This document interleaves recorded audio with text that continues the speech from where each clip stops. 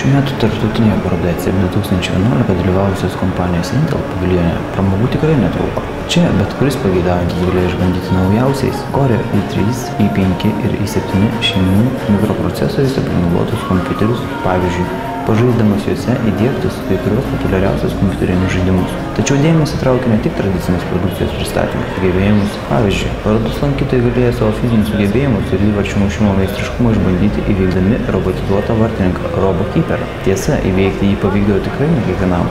Tad matyt, ne veltui šį robotą jo kūrėjai jau dabar tituluoja greičiausiu pasaulio vartininku. Šio roboto veikimo principas nesudėtingas. Vartininką imituojantį ir smūgius atmušantį figūrą sumontuota ant horizontaliai judėti galinčio mechanizmo ir papildomai gali pasvirti į vieną arba į kitą pusę. Lygiai taip pat, kaip ir vaikams skirtame stalo futbolo žaidime.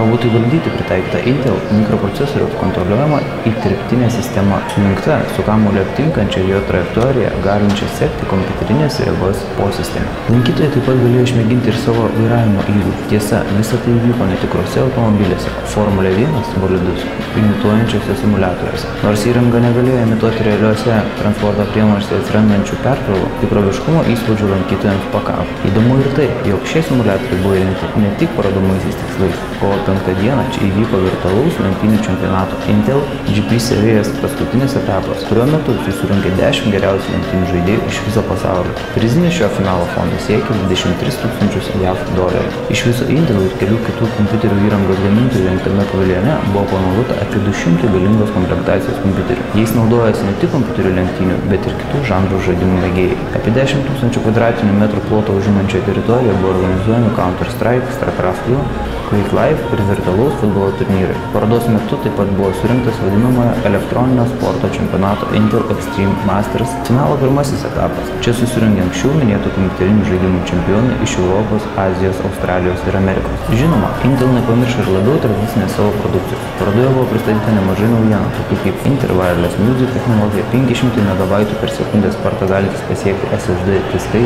operacinių sistemų Go ir Android OS, valdomi nešiojami kompiuteriai. Taip pat turime ir kol kas rinkoje dar neprieinami pagrindinių kompiuterinių plokščių su Intel Z68 mikroschemų rinkinių modeliai. Naujausi kompanijos mikroprocesoriai ir kiti gaminiai. Daugumą demonstruojamų renginių lankytojai galėjo išbandyti gyvai.